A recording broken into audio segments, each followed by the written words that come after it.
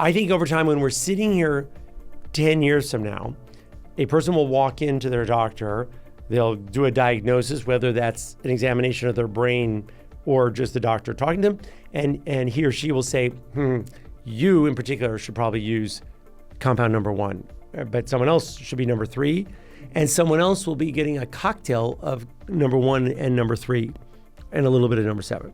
This podcast discusses psychedelic-assisted therapy, which involves the use of substances that are illegal in many countries. We prioritize safety and do not encourage illegal drug use. Psychedelic therapy should only be conducted in controlled legal settings under professional supervision. Always consult a qualified healthcare provider before considering any form of treatment.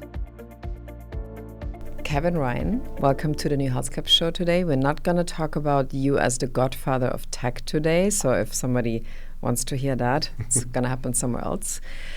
Today, I would like to talk to you about your, let's say, relationship to psychedelics. And what I thought when I saw you talking on a couple of podcasts now about this, I thought it's really interesting how open and kind of assuring you are around this topic. So when did you think about the first time to really, let's say, come out with the topic? Yeah, well, first of all, I read the Michael Pollan book in 2017, 2018, which was really my first introduction. And then after reading that book, I realized, I had the wrong impressions about psychedelics. I had never tried anything, didn't know about it, hadn't thought about it. And I really, ironically, the book is called How to Change Your Mind, and it completely changed my mind on this topic. So then I was, at the time I was on the board of Yale, and it turns out that I didn't even know, but Yale has a very good practice in psychedelics, a very academic. They've done a lot of the original research. In fact, most of the original research on ketamine was done at Yale under John Crystal. And so I realized I had access to all those people, and so I got to get involved there. And so I started supporting, as a nonprofit donor, the Yale Center for Psychedelic Research, where I still today, I'm one of the leading, if not the biggest donor to that group. And then as part of that, got involved with a group called the PSFC, which is a psychedelic funders circle, and have been involved with that for 6 or 7 years. So just slowly got involved with that. And so I really became persuaded at that point that this was a really important thing for mental health. At the time, it was a little more taboo. That's been changing over the last 7 years.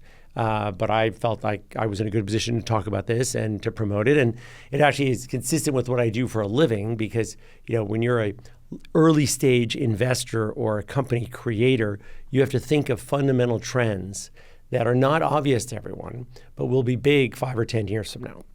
And then you start that company, you invest that in that company, you get involved with that nonprofit, whatever it is. That's my approach to life.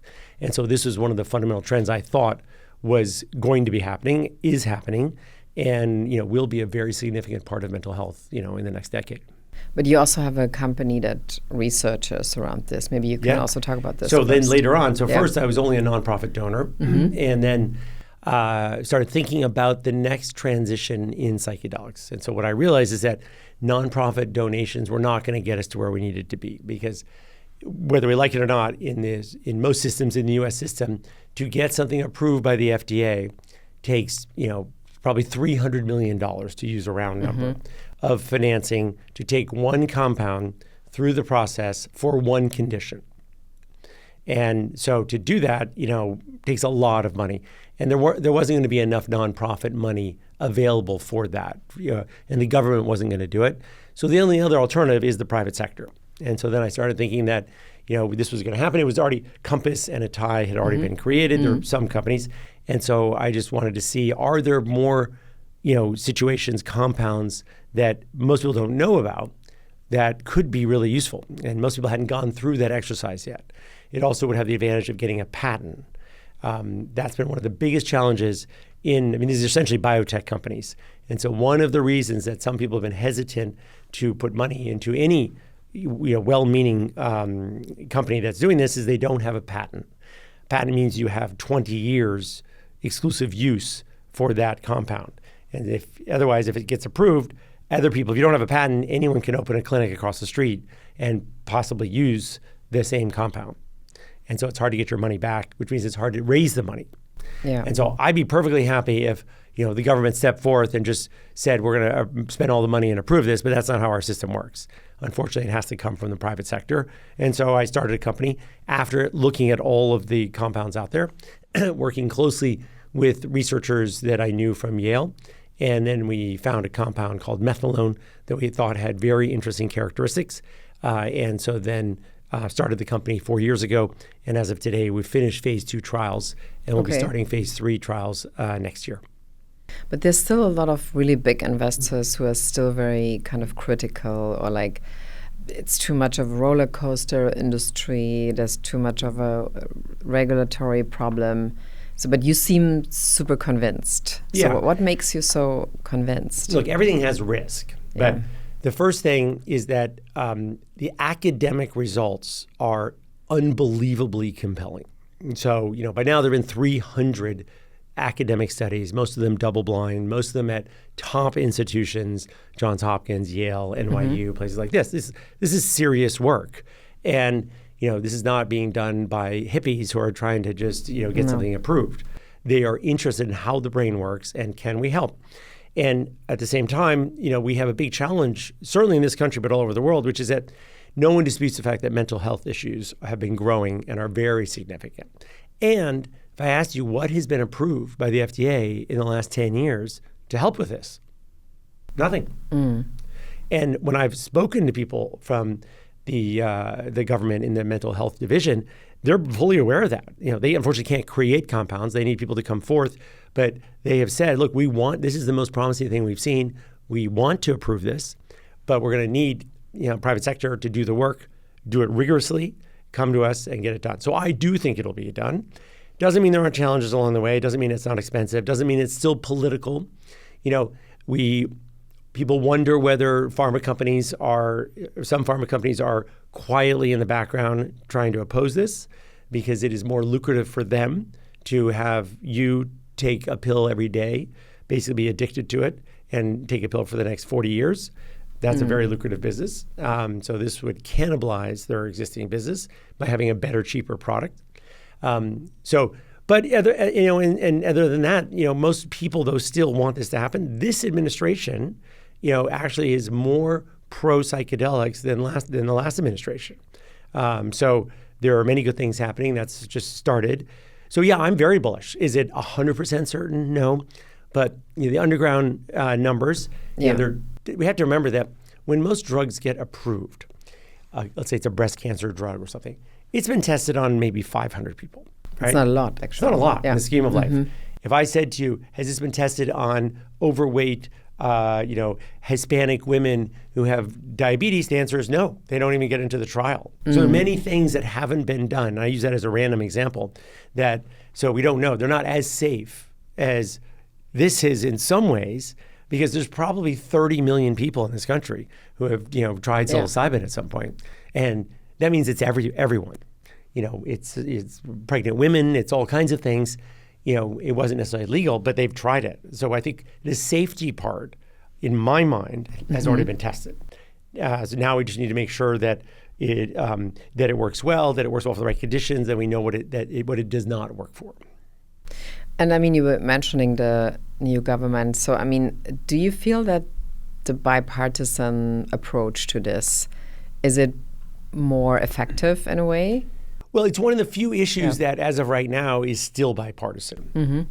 Rick Perry has been playing a very important role. We had him on a podcast. Oh, you did, yeah. So, and as a Republican in Texas, he starts from the premise that he knows and has always supported veterans. So many veterans have had a problem. So many veterans have been healed by using this. And so he's just sitting there going, look, this works. We need to help our people who, gave service to the country and have paid a price for it. So that helps a lot. PTSD, the two largest categories of PTSD survivors are sexual assault victims and veterans. And those two categories, unfortunately hit every single corner of this country and are pretty bipartisan. And so we want to keep it that way. There's no reason in the world this should be a partisan issue. Yeah. And I mean, like a lot of people from in Europe, for example, immediately feel like, oh, does it mean it's now like a Trump topic and everything? But maybe you could quickly explain to a bigger audience how this bipartisan thing and why is it actually a good strategy to stabilize also things kind of? Well, stepping back for a second, there's two ways of getting psychedelics approved for use. One is at the state level and one is at the national level. At the national level, it has to go through the FDA. It's not Congress that really decides that. It's the FDA. So it could be partisan if one administration doesn't want to do anything. But the truth is both of the last two administrations were very open to this idea, and there were people supporting it. And you're also just seeing more and more, every single year, more and more people get comfortable with this topic. More and more people have read front page articles in the New York Times saying that these things work. More and more people have a cousin, a friend somewhere who has tried it and had great results. And now they realize actually it's not addictive, that you can't overdose with psilocybin or with LSD really. So the risks are actually much less than most people think. So that's helpful. At the state level, in a way, it could be partisan or not partisan. You can have a very Republican state approve this or a very liberal state approve this. And I certainly hope that both states, both types of states, all states do this.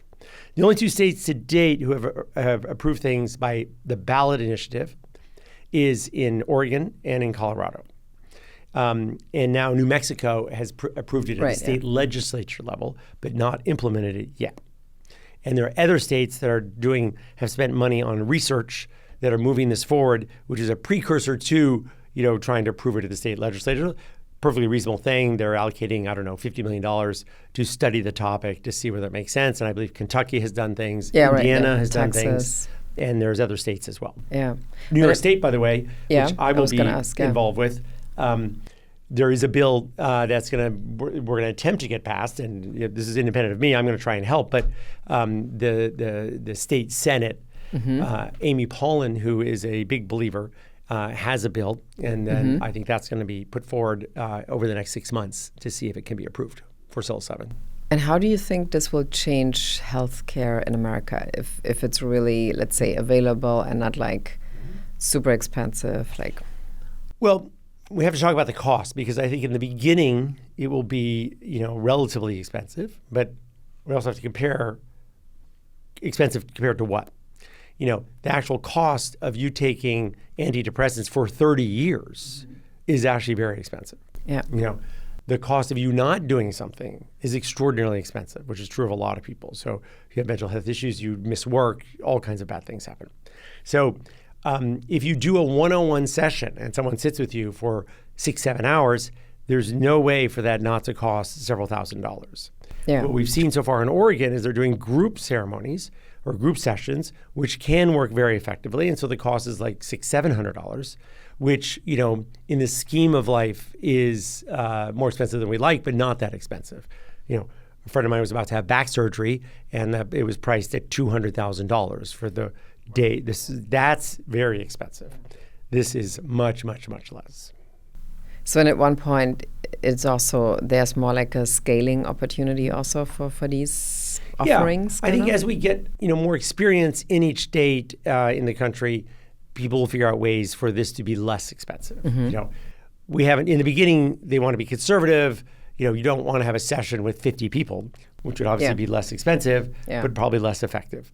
There are many indigenous traditions where, for example, ayahuasca can often be done with 100 people in the room. There'll be several guides there, but that's been going on for literally thousands of years, and many people have had very, very effective results using that. So I think there will be ways of doing that. When people do ayahuasca, for example, it often costs maybe a couple $100. Right, yeah, that's very cost efficient if you want, right? Yeah. But you're also somebody who talks kind of openly about your personal interest, or that you, one can say you use it recreationally in a sense that you have an additional consciousness around this. So what's different about me, I don't really have any mental health issues, which many people do, and I've been very lucky. So I haven't needed it for that. But I do find that, I think over time, recreationally, it will be when we're sitting here 20 years from now, I think there'll be more opportunities to do that. And I think it can be better for you than alcohol. I think I always remind people that people feel very comfortable having a couple of drinks. The alcohol can be addictive. There's probably 8 to 10% of people who at some point have a drinking problem who have used it. You could overdose. No one thinks about that, but imagine I said, I'm going to give you 1 dose of something. If you take 25, you'll die. Normally you'd say to me, I'm not sure I want to even take 1 dose if you're telling me that. That's what alcohol is. That neither one of those points are true of LSD or of mushrooms. So I think I don't use it a lot, but occasionally if I'm in some situation, if I'm at Burning Man or something like this, absolutely. And what role plays something like Burning Man, or you talk about Glastonbury also, what role does that play in your life as a fast-paced entrepreneur guy who's traveling? Yeah, I think Burning Man is a unique institution, and I've been going for years, and I just find it this incredible collection of art, of music. There's probably 30 of the top 50 DJs in the world are playing every night, for free, available to everyone. There's just remarkable creativity. I mean, it's an adult playground where people are putting together amazing art cars and art objects and craziness. And so I think it self-selects. And so I come away from that experience every time feeling better about humanity, feeling more creative, thinking about, why doesn't the rest of the world look like this? So yeah, I'm a big fan of the institution, and have been quite involved. I have my own camp. I brought 27 people there this year. I was an art support camp. So I commissioned a very large art object that looks like Stonehenge. If Stonehenge were lit from inside, so it had lava inside it, and then it was probably 50 feet across with a portal. And so it was, we held it was a party for 500 people in the middle of the desert at this art object. So it was it's the second time I've brought an art object to Burning Man, and I think it's a great way to contribute to Burning Man. And the fact that everyone does these things for free, that's the exchange. It's free to everyone else. And it's not a barter economy, and it's not an exchange economy. It's a gifting economy. It's an incredibly beautiful thing, the fact that each camp provides something for free. You might have a yoga camp where you just provide yoga classes all day. I might provide a huge art object. Someone else provides free breakfast for 200 people. Someone else might have a hugging studio where... What is that? You'll be driving on your bike, and it'll be a hugging camp. Okay. And if you stop, you go in, and someone will give you a very, very nice hug. A very nice hug, okay. Yeah, a really good quality hug. And how do you think psychedelics have an impact on this?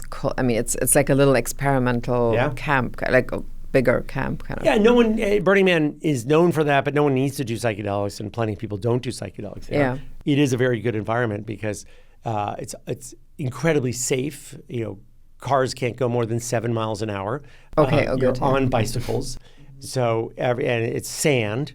So I don't know if you fell over, you can't even hurt yourself. So it's and the creativity and the color and the light and the flames that come off things and the drone shows mean that if you are taking psychedelics, it will accentuate some of the things you're seeing and make them even more powerful. So it is a beautiful place to do it, which is why a lot of people there do, and it's very safe because everyone around you knows what they're doing. The vast majority of people know what they're doing. It's a very safe place.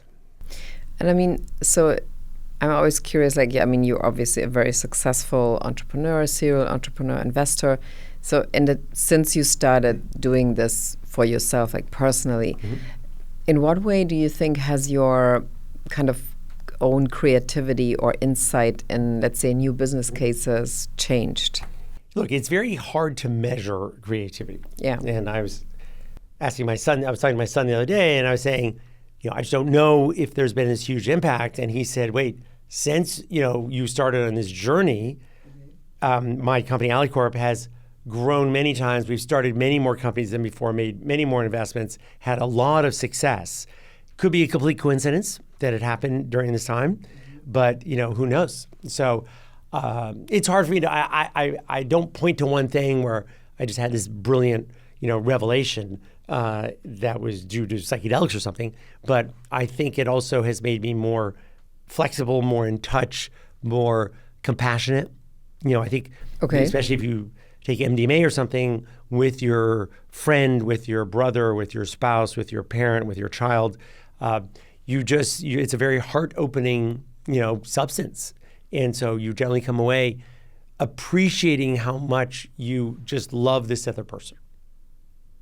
And I mean, like a lot of investors, entrepreneurs would say, yeah, you need to be really tough with certain decisions and otherwise you never get anywhere. It's kind of still the image of a venture capitalist or like a founder.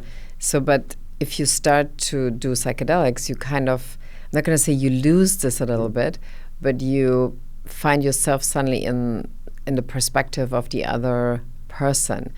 Yeah. Do you think this is in general a good thing for I do. For an economy? I do. I mean, I think there's definitely that. I mean, you need to obviously still be making difficult decisions to stop funding a company, doing things like that. So if you lose that, that's not good. On the other hand, what is, especially for an early stage investor like me, what is your primary role? It is to be helping a CEO be successful. And, and they are going through a lot of crazy things and they're going through ups and downs. It's not for everyone. It's not easy. There's a lot of pressure, can be a lot of pressure on them. And so the fact that if they can feel compassion and sympathy and empathy from their investors, from their VC, from their chairman, I think that's a really positive thing. And I think they want to work with someone who gives that. I don't think of myself as a drill sergeant for these things. I think of myself as a coach, that is trying to hopefully help them. And I have some experience and some years and some gray hairs that they don't have yet.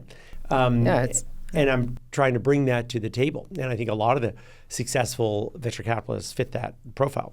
By the way, when you're at Burning Man, of course, you do run into many, many, many, many tech CEOs, many venture capitalists. It's overpopulated with the tech community and the creative community. It's underpopulated with government people, with bankers, with lawyers. It's just anyone can go, but it's disproportionately people who have like an alternative viewpoint and are open to an environment like this. And what do you think, like the three groups you mentioned, why do you think they were not really open to this so much, kind of? Well, look, still psychedelics in the United States in most places are technically illegal. The government has said they're not really enforcing that, and they're not enforcing it at all. But it is technically illegal. So if you work for the government and have a security clearance, it makes sense that you're not even going to take that tiny risk. But I think it's just a perspective on life. Lawyers are trying to be very careful and, don't take risks. If lawyers took risks, it would throw off the whole economy. So they're not going to be the first people who go. Not that there aren't who do go, but no, it's definitely disproportionately other people. And I think it's really interesting to see one of the things I love about Burning Man is that it is a cross section between a second grade teacher and a plumber and a CEO, but they all have one thing in common, that they find this environment fascinating, regenerative, empathetic, and beautiful. And how has your relationship to risk changed since psychedelics? I don't think it has changed. I mean, I've been starting companies for 25 years. So at least from a business point of view, I've always been on the, take the most amount of risk, part of the economy. And so I was there before. I had started many companies before this. So I don't think it changed things for me there. And to what do you contribute that you have this, let's say, resilience and risk at the same time? It's a very rare combination, maybe. I don't know. I think I was always just built that way. I mean, whether it was through sports or through other things, you know, the key is to not take these things too personally. Mm-hmm. You know, if we're trying a professional athlete, if they had a bad game last night, generally it didn't ruin your day today. You know, it's over. Yeah. You're just thinking, okay, yeah, that was not a good game for me. And what he's thinking about, or she, is like, okay, tomorrow night I have another game. I'm just focused on what I'm going to do better. but you move on. Mm-hmm. And if you like to play the game, whether it's basketball, even if your team didn't have a great record this year, if you love basketball, you had a great time because you love playing basketball. And so the things I do, I love doing. And so, yes, you are trying to make them more successful. Yes, hopefully at the end they make money. But I don't think about that very much. I actually like the process. I like, the challenge of sitting there with a new idea or with an entrepreneur who just has the beginnings of an idea or a company and saying, how can we build this to be very, very successful? And of course, the number one question for many people is, should every psychedelic company now be an AI first company? Well, no, not at all. There's actually not that much of a role for AI in psychedelics. And the reason I say that is that the number one issue right now is that psychedelics are not legal. And so we need to get it to the point where they are legal. So far, there's not a huge role. We know that if a person who has PTSD takes MDMA or takes methadone or takes something else, then there's a very good chance, with a guide with them, that they will do better. The numbers that were public for the MDMA trials, were extraordinary. I think 66% of people after 6 months did not were not diagnosed with MDMA anymore. And these are people who on average, I think, had it for 10 years. It is a non-trivial problem. It's an extraordinary result. I don't think we've ever accomplished that using anything else in the world.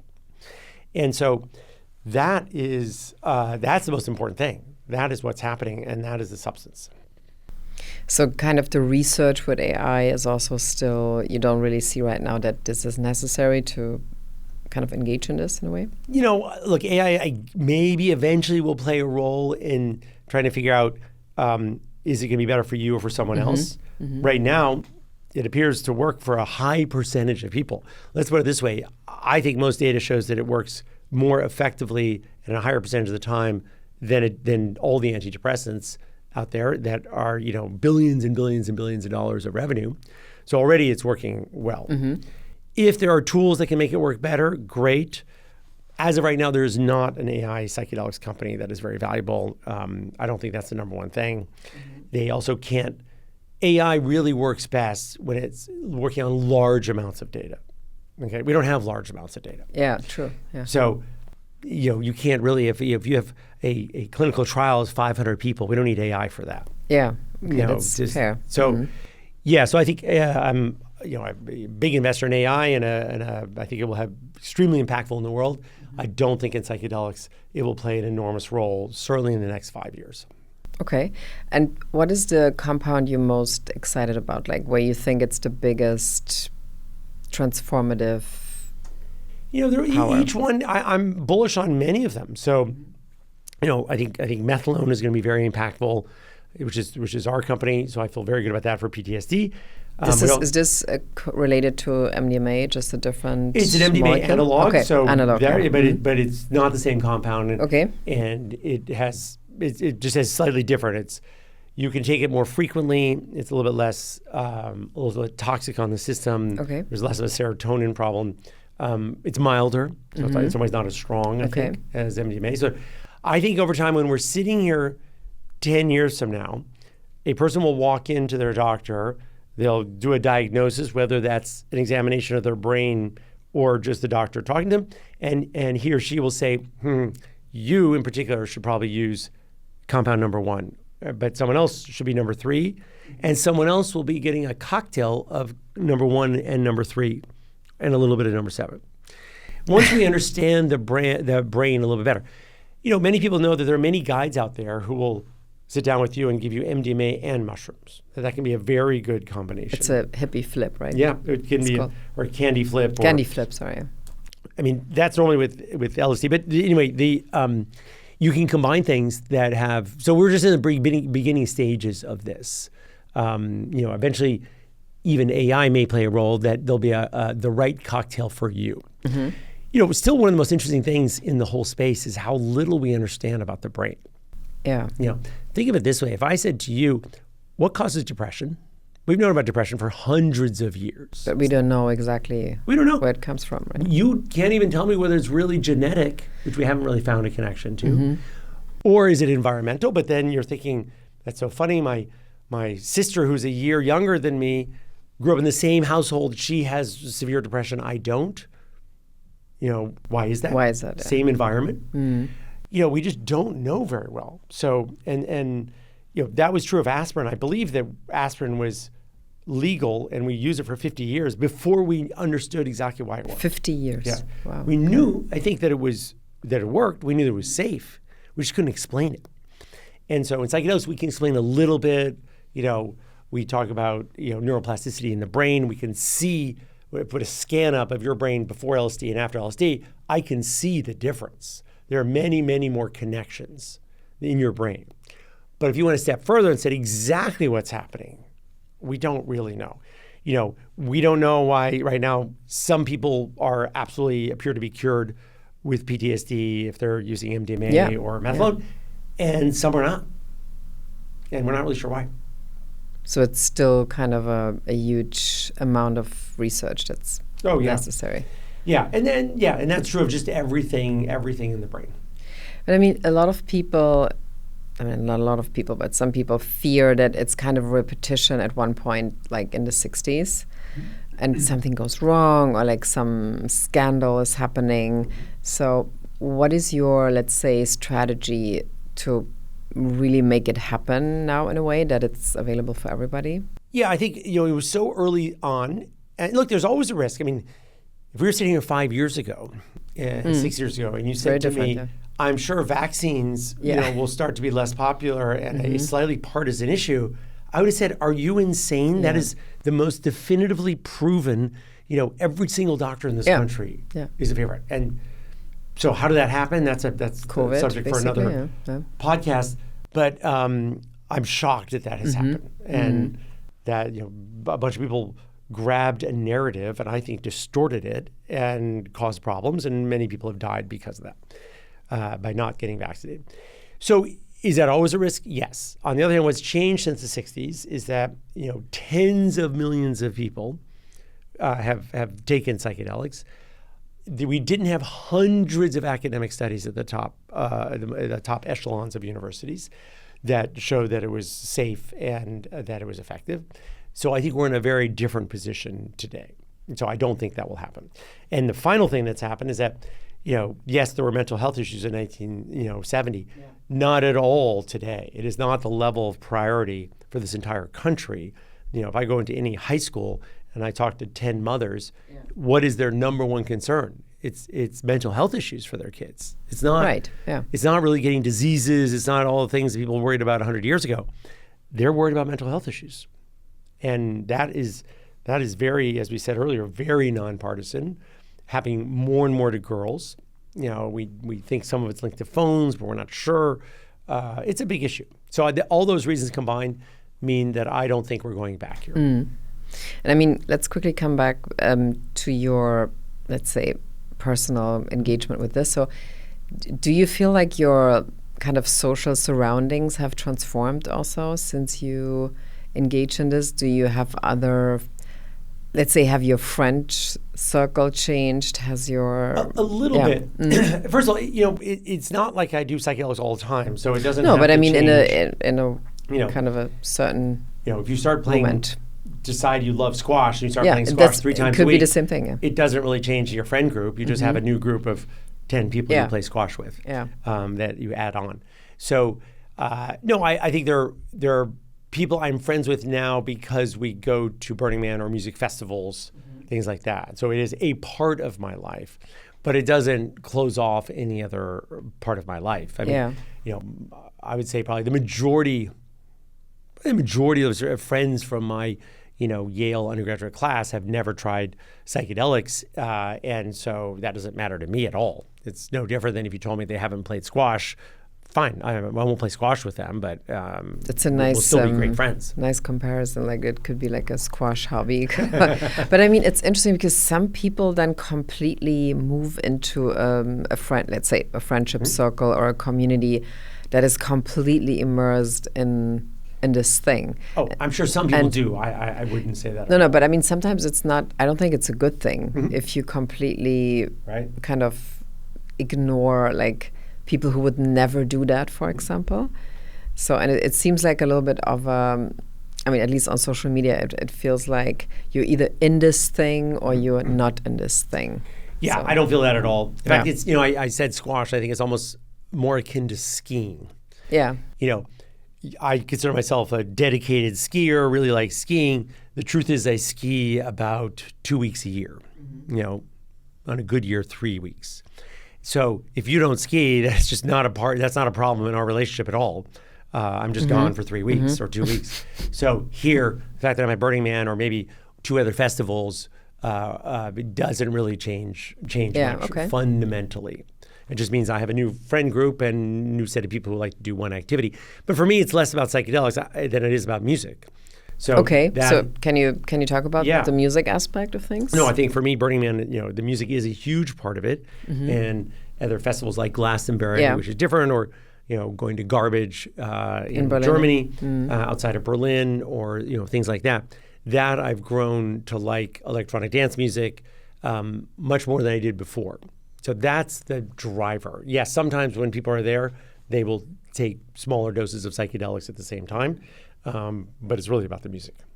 And what does it do to you, the music? Why is it important to you as a person? Oh, I just think I enjoy it. I enjoy it. I've always liked dancing, and even at, I'm generally the oldest person on the dance floor, but at 62, I'll be there at 3 a.m. and having a great time dancing for hours with other people. So I think it's a fantastic workout, fun, you're listening to music. So yeah, I love that. But is this something you discovered later, or was it always something you were I did always like to dance. During the period of time when I had, we had 3 children at home, there was much less of that happening. Yeah, of course. Then it coincided with the time when all 3 kids went off to university. They're out of the house, more flexibility to do whatever you want on a weekend. And so then I started finding out about this. My brother had been to Burning Man 10 times, my younger brother, and then my best friend had been 24 times. Wow, okay. And so those were 2 people that said, you should really come to Burning Man. This would be great. And then I just really started to like it much more than I thought. So in what way do you prepare for it? I mean, it's obviously every August. Oh, for Burning Man, you have to prepare a lot. And if you have a camp, you have a lot of preparation. There's a whole group that has to come the week before to build your camp. Normally, when you go to Burning Man, you are just showing up that week. There's an existing camp. You either are driving in an RV or someone has set up a tent for you and you're paying dues. So it covers, those are only 2 choices, a tent or an RV. So you show up, you have, a suitcase with your various outfits, and you're there to have fun. You don't need any money because you can't buy anything. And so it's fun. So what about the costumes or the outfits? What is interesting for you? I think another great, there are many, I could spend hours on the things costumes. I like about, things I like about Burning Man. Yeah. One of them is that there are no brands there. So no brands. Yeah, you will like never see, like Coachella or something. Yeah, you will never see the word, Google or Oracle or Microsoft or anything. And so it even extends for most people to clothing. So you're not going to see someone wearing a Chanel something. So then there's this wide variety of Mad Max style leather, sexy, whatever people feel like. And there's a wide variety, but people make an effort. It's no different than if I have 60 people coming to my house tonight for Halloween. And so I require a Halloween costume. Yeah, sure. Obviously, if everyone else is going to be wearing a costume and you wear one, it's always fun. Creativity, you can't believe, that's so funny, that's amazing, I didn't recognize you. And so these are not costumes, these are outfits at Burning Man. But it's still, I think when people make an effort, everything's better. You're just going to look your best, or you're going to show off your personality, and your inner whatever, your inner sexiness, your inner, leather, your inner BDSM, whatever you've got going on in your brain, we're going to see. But it's also something that has not been in our culture a long time. I mean, like in let's say in Europe, you have like carnival-ish things, and people really kind of for days they disappear. Also, in a way, kind of like in Cologne, it's really like in that time, the people from Cologne, they would leave the city. Oh, yeah. If they're not involved in this, because it's just like really, it is a little bit like Burning Man. Like for 4 days, nobody expects to take any calls or anything, and people are really get lost somewhere, kind of. Yeah. So, and do you think this is something that is kind of missing in our culture also, and that's why it's becoming? It seems to be everybody now is interested in this. Everybody knows about it. So, do we need these kind of loopholes, let's say, to go somewhere? I mean, look, I think that there are. With an economy that is more digital, people are spending more time online, which is very efficient, very effective. I'm the first person who would rather spend 5 minutes shopping on a site and have it delivered to my house than go spend an hour in a store. So, but all of that means you're not seeing people. Yeah. And so there's this thirst to get out there and be with other people. And so I think what has been interesting is that from a sports point of view, even though we can all watch the football game on a huge screen TV, everyone is going to the matches. The matches are full. Attendance is not down because they want to be with other people. That's why they're there. Mm-hmm. They want to be with other people. And when you're on you can dance at home and put on the music, but guess what? It's not the same. Yeah. Somehow it's not the same. There's a reason for literally tens of thousands of years. People have been dancing together by the fire, or in a nightclub or somewhere else or at a wedding. That's not going away. Yeah, I agree. Yeah. I think most people, when they look back over, if I said, name the 10 most fun nights you had in the last year or two, for most people, a lot of them involve dancing. So do you think psychedelics should have a different name than psychedelics in the long term, or doesn't it matter in the end, kind of? I'm not focused on that. I mean, I think we know what we're talking about. It is somehow over time, all societies got comfortable with alcohol. Even though, 25,000 people a year die in car crashes, a lot of them are drunk. The number of people, assaults, we saw at universities that almost every single case of sexual assault involved people drinking. I can imagine. We analyzed all the cases. Really? Oh, wow. All the cases at Yale. And none of them involved psychedelics. None of them involved smoking weed. All of them involved alcohol. And why do you think that is? Like, why is the alcohol... Alcohol, can make people, and especially men, for whatever reason, slightly more violent, slightly more aggressive. It just brings that out, and that doesn't happen on MDMA. It just doesn't. So it's a very different environment. Some people ask me when they see pictures of Burning Man, and sometimes you'll see pictures of women wearing incredibly sexy, revealing outfits. Yeah, outfits you would never wear if you were going to a bar in New York City, because it's just you're thinking this is not going to go well. Yeah, not going to go well. I'm not going to be safe. No, right? Yeah, but at Burning Man, you are, and people feel that way. Why? Because people are, if they're there, they're mostly on psychedelics, and it's just a less aggressive environment.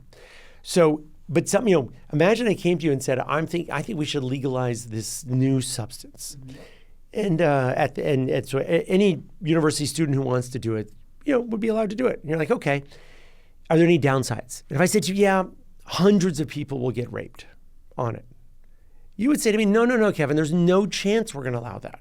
Are you insane? And I'm saying, no, I'm talking about alcohol.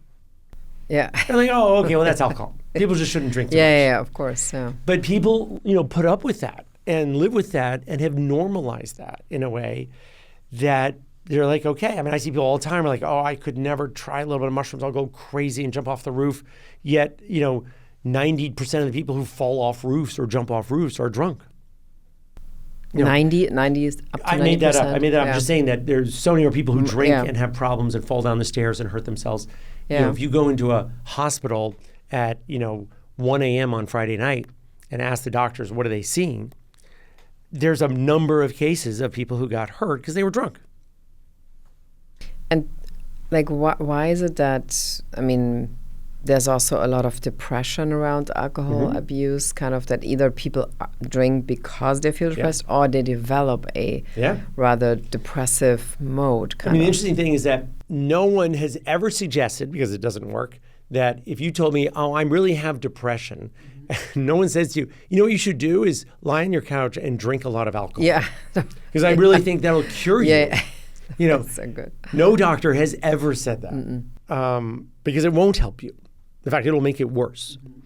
And yet, you know, we have these studies from Yale and things that are saying, yeah, you should take psilocybin or MDMA, you know, with a guide, and it may help your depression. So it's completely different than alcohol. And so that's why I think we're just not to the place where we have normalized this behavior. Yeah. By the way, a good example will be in indigenous cultures, many of them did normalize, you know, ayahuasca or peyote, and they did it in a way that was safe. They have done it for thousands of years. They figured out what you should do, what you should not do. You know, many people would fast before. They would do whatever they did, they needed to prepare, and then they would do it in a good way. So we're just not there yet. We're getting there. We're not there yet. And there's also no alcohol culture in their culture. No. I mean, so you're mentioning Yale a couple of times. So, I mean, like in a lot of universities, there's now the re-emergence of psychedelic research. So, and I think if people hear, wait a minute, like in Yale, there's a psychedelic research, they kind of like they don't believe it in the first place. So maybe you can talk to how this, we've been at the opening actually of the reopening of the ribbon cutting thing. Yeah. But I mean, it seems to be a really big department. So maybe you can talk about how this will look like and what's the impact also that will have. Yeah, I think that just in many universities, Yale being one of them, you know, they're researchers who've become interested in it, you know, not because they are hippies. Like John Crystal, I mentioned earlier, who's the chair of the psychology department and one of the greatest academics at Yale, did all the original work on ketamine, has never tried ketamine. Never tried it. He's like, I don't, you know, if I were testing a breast cancer drug, I wouldn't necessarily take that either. I don't need to. I'm a scientist. And I just measure and look and see what it is. And that's what I do. I'm a researcher. So so many people are intrigued. You know, researchers are trying to solve problems. It's one, because it makes you feel good about what you're doing, and you know you're a better person and you've made the world a better place. Two, if it gets published and you did great research and solve something, you move up the academic ladder. That's what they do for a living. That's why they have studied for 7 years to get a PhD. And so they're just finding this a really interesting problem that needs to be solved. So I'm very happy, and many universities are doing great work. So, and this is kind of, it's not actually such a super specific thing. It's just like any other problem that you will research, really right? Yeah. This is, you know, and, you know, many of the things that are under psychedelics, getting back to the word, are not hallucinogenics. Yeah. And so MDMA and methadone are not hallucinogenics. They sometimes get put into psychedelics, but I could argue that they are not. They do make you feel a little bit different.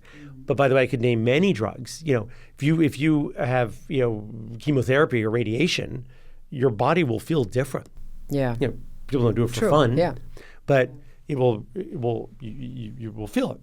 And so it's more like that. And so that's one of the advantages of the non-hallucinogenic substances, compounds here, that and I think will be very effective. And then you don't have this expectation that you're going to, or you don't have this fear that you're going to see blue elephants or some crazy thing.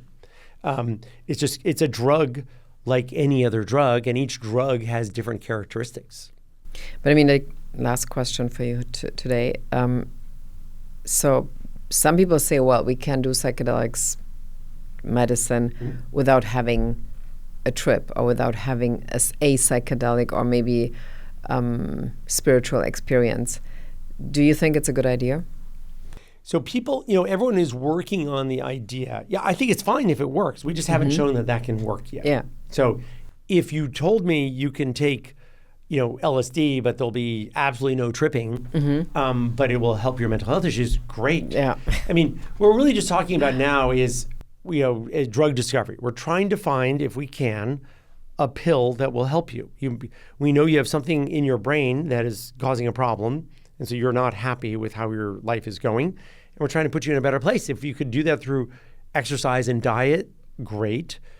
You know, if you can't, then, you know, sometimes pills can be helpful. You know, if you could lose all the weight on your own, great. Ozempic is making people healthier. the people who are obese and lose 35 pounds are in a better place, I think, because they're taking that. So science helped. And obviously that we could name 50 other things that, for breast cancer or other things that where various forms of pills are helpful. So it seems like a good idea to help destigmatize it, to put it actually not in such a spectacular context that it could be like you say, it's been amongst other medications, if you want. Yeah, so. I think for the ease of use for people, I think that's true, and so it might be beneficial. And it is possible that we can't. That's inherent in the product in a way. That it could be. It is an extraordinary thing. We just again, it's getting back to we don't know how the brain works well enough to answer that question. But I know that's a field of research that some people are going after, and if they find it, I think that's amazing. Anything we can do to help people with mental health issues is a big win. The level of pain and suffering in this country through mental health issues is quite extraordinary. Thank you. Very interesting. Happy to be here. Thank you for doing this. Thank you very much. Thank you for listening to this episode, and thank you for listening to the show. If you want to know more about how we fast-track psychedelic destigmatization, please head over to the New Health Club podcast on Apple or Spotify. There are many episodes talking about several substances, several treatments, several ways how psychedelics can be used these days. You also find us on Instagram under the New Health Club. But if you want to know more about our nonprofit foundation, the New Health Institute, please head over to www.thenewhealthinstitute.org. Of course, we are here on Instagram too, under the New Health Institute. Very important to me is also that you subscribe to our newsletter on Substack. Please look for the newhealthclub.substack.com.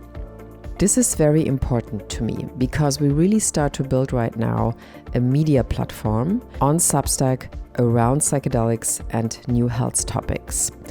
And of course, we would love your support on this and love if you subscribe.